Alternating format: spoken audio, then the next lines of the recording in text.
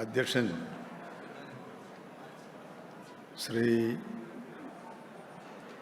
പമ്പ വാസൻ നായർ ഈ ചടങ്ങ് ഔപചാരികമായി ഉദ്ഘാടനം ചെയ്ത കേരളത്തിൻ്റെ ബഹുമാന്യനായ തദ്ദേശ സ്വയംഭരണ വകുപ്പ് മന്ത്രി ശ്രീ MB രാജേഷ്, പ്രിയപ്പെട്ട രാജ്യസഭാ അംഗം Shri PP Suneer, Shri PK Krishnadas, Shri Lal Jose, advocate PT Narendra Menon, മറ്റ് ഈ വേദിയിലും സദസ്സിലുമായി സന്നിധരായിട്ടുള്ള പ്രിയപ്പെട്ട സഹോദരി സഹോദരന്മാർ,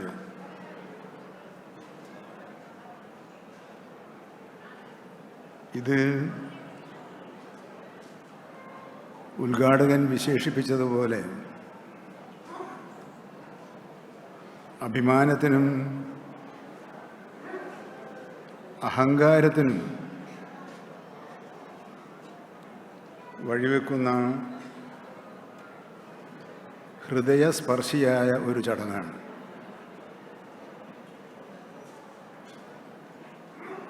ഒറ്റപ്പാലത്ത് നിന്നും പഠനമൊക്കെ പൂർത്തിയാക്കി വിദേശത്തേക്ക് പോയ ഒരു പ്രവാസിയാണ് പമ്പ വാസൻ നായർ.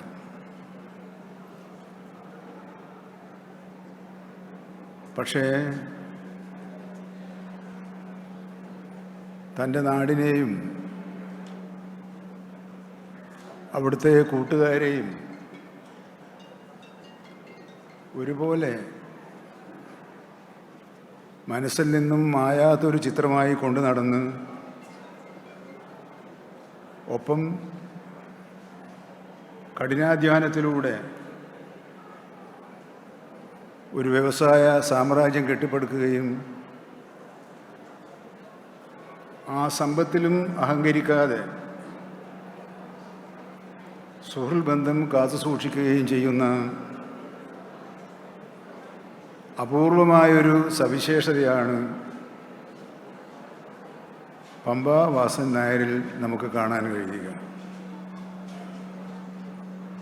ഇങ്ങനെയൊരു പേര് അസാധാരണമാണ്. ഇതാരാ ഇങ്ങനെയൊരാൾ? പമ്പ വാസൻ നായർ. എനിക്ക് ഒരു പിടിയും കിട്ടിയില്ല, ഇതെന്താ ഇങ്ങനെയൊരു പേര് വന്നു. അപ്പോൾ ഞാൻ അദ്ദേഹത്തോട് തന്നെ നേരിട്ട് ചോദിച്ചു, എന്താ ഇതിൻ്റെ ഒരു രഹസ്യം? അപ്പം അദ്ദേഹം എന്നോടൊരു കാര്യം പറഞ്ഞു. അദ്ദേഹത്തിൻ്റെ അഭിവന്ദ്യനായ പിതാവ് അയ്യപ്പ ഭക്തനായിരുന്നു. ശബരിമല ശ്രീ ശാസ്താവ് തൻ്റെ ഇഷ്ട ദൈവത്തോടുള്ള പേര് എപ്പോഴും വിളിക്കാൻ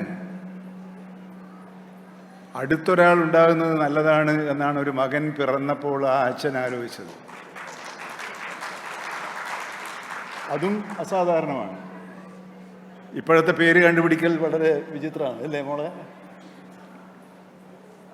മോളോട് ചോദിച്ചിട്ടായില്ല, അമ്മയോട് ചോദിച്ചിട്ടേ കാര്യമുള്ളൂ.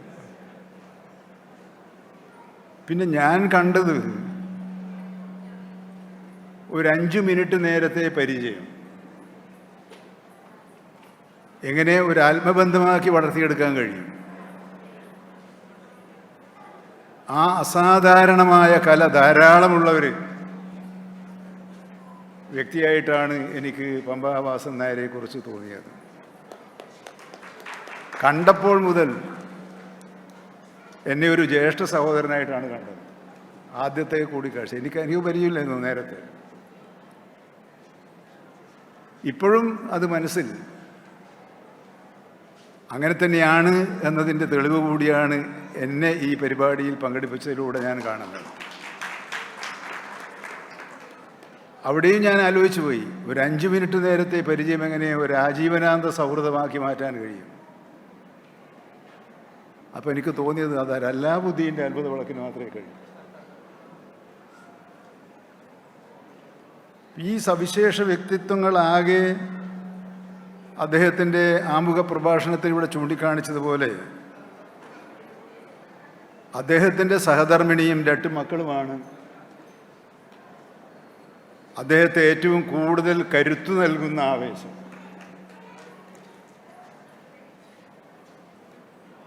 ഒരു ദിവസം ഞാൻ അവരുടെ വീട്ടിൽ പോയിരുന്നു. അത് അവരുടെ കുടുംബം എന്നോട് പറഞ്ഞത് ഞങ്ങളുടെ ജീവിതത്തിൽ എന്നും ഓർക്കുന്ന അനർഘ നിമിഷമായി ഞങ്ങളതിനെ കാണുന്നുവെന്നാണ്. അതിലധികം സംതൃപ്തിയും സന്തോഷവും എനിക്ക് എന്ത് സൗഭാഗ്യമാണ് കിട്ടാനുള്ളത്. പിന്നീടാണ് എന്നോട് പറഞ്ഞത്, ഞാനൊരു വീട് ഒറ്റപ്പാലത്ത് വെക്കുന്നുണ്ട്, ഹൗസ് വാമിന് ശശിയേട്ടൻ വരുമോ? നമ്മളൊരു രാഷ്ട്രീയക്കാരനാണല്ലോ. അതെന്താ, ഞാൻ വരുമല്ലോ എന്ന് ഞാൻ അപ്പോൾ പറയുകയും ചെയ്തു. അപ്പോഴാണ് പിന്നെ പറഞ്ഞത് 25-ാം തീയതി ഇതിലേതാണ് ശശിയേട്ടന് താല്പര്യം. ഞാൻ പറഞ്ഞു, നിങ്ങൾ തീരുമാനിക്കുക, ഏതെങ്കിലും ഒന്നിന് ഞാൻ വരാം. അപ്പം ഇതാ നല്ലത് എന്ന് പറഞ്ഞു. ഇത് നല്ലതാണ് എന്ന് ഇപ്പോൾ ഇവിടെ വന്നപ്പോൾ കൂടുതൽ ബോധ്യമായി. തൻ്റെ നാട്ടിലെ വീടില്ലാത്തവരെ ജാതിയും മതവും മറ്റ് വിവേചനങ്ങളൊന്നും ഇല്ലാതെ പരിശോധിച്ച് അർഹത മാത്രം പരിഗണിച്ച് വീട് നൽകുക എന്ന ഒരു വലിയ മനസ്സ്, വലിയ ചിന്ത, വലിയൊരു ബോധ്യം, വലിയൊരു തീരുമാനം ഇവിടെ പ്രാവർത്തികമാക്കിയാണ് ഈ ചടങ്ങ് സംഘടിപ്പിക്കുന്നത്. ഇപ്പോൾ പറഞ്ഞല്ലോ രാജേഷ് മിനിസ്റ്റർ, വയനാട്ടിലെ ദുരന്തം. ഞാൻ മറന്നുപോയി പമ്പ വാസുദേവൻ നായരോട് പറയാൻ, അതിലൊരു അനുശോചനം രേഖപ്പെടുത്തി നമുക്ക് ഈ പരിപാടി തുടങ്ങാമായിരുന്നു എന്ന്. ഞാനത് വിട്ടുപോയത്. അപ്പം അത് ഞാൻ ഇവിടെ ചെയ്യുന്നു. ഈ സമ്മേളനം, ഈ സദസ്സ് വയനാട്ടിലെ ദുരന്തഭൂമിയിൽ ജീവൻ പൊലിഞ്ഞവരുടെ സ്മരണയ്ക്ക് വേണ്ടി സമർപ്പിക്കുകയാണ്. അങ്ങനെ പറയാൻ കാരണം, അദ്ദേഹം ദുരിതാശ്വാസ നിധിയിലേക്ക് 10 ലക്ഷം രൂപ കൈമാറി എന്ന ഇവിടുത്തെ പ്രഖ്യാപനമാണ്. ഇതിവിടെ കൂടിയിരിക്കുന്നവർക്കെല്ലാം പ്രചോദകമായിരിക്കണമെന്ന് ഞാൻ ആഗ്രഹിക്കുകയാണ്. സർക്കാർ ലോകോത്തര നിലവാരമുള്ള ഒരു പുനരധിവാസത്തെക്കുറിച്ചാണ് ഇവിടെ ആലോചിക്കുന്നത്. ഇവിടെ ഒന്നും പറയാൻ പാടില്ലെങ്കിലും ഇതൊരു ജീവകാരുണ്യ പ്രവർത്തനമായതുകൊണ്ട് ഞാൻ പറയുകയാണ്. ഇതുവരെ സർക്കാർ നടത്തിയിട്ടുള്ള എല്ലാ പ്രഖ്യാപനങ്ങളും സമയബന്ധിതമായി നടപ്പിലാക്കിയതുപോലെ മറ്റ് പുനരധിവാസ പ്രവർത്തനങ്ങളും സത്യസന്ധമായി സമയബന്ധിതമായി നടപ്പിലാക്കുമെന്ന് നിങ്ങളെ അറിയിക്കുന്നത് നിങ്ങളും ഇതിൽ സഹായിക്കണം എന്ന് അപേക്ഷിക്കാനാണ്. ഒരു ടൗൺഷിപ്പ് എന്നതാണ് സർക്കാരിൻ്റെ സങ്കല്പം. അത് യാഥാർത്ഥ്യമാകണമെങ്കിൽ സുമനസ്സുകളുടെ കലവറയില്ലാത്ത പിന്തുണയുണ്ടാകണം. ഞാൻ അപേക്ഷിക്കുന്നത് ഈ 10 ലക്ഷം അവിടെ ഉണ്ടാക്കുന്ന ടൗൺ പ്ലാനിൻ്റെ ഭാഗമായുള്ള ഘടനയായിരിക്കണം. ഭാഗമാവുക, സെപ്പറേറ്റ് വീടെടുത്ത് കൊടുക്കുകയോ ചെയ്യുകയല്ല. അവിടെ ഒരു പ്ലാൻഡ് സിറ്റിയാണ് നമ്മൾ ഉദ്ദേശിക്കുന്നത്.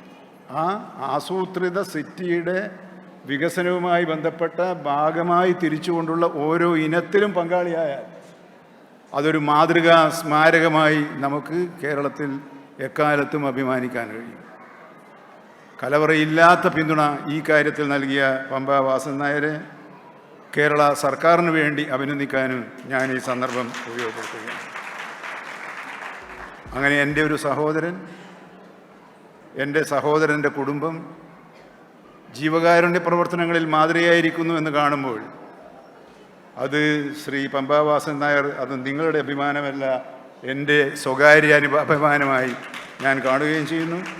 ഈ ചടങ്ങിന് എല്ലാ ഭാവുകങ്ങളും നേരുകയും ചെയ്യും.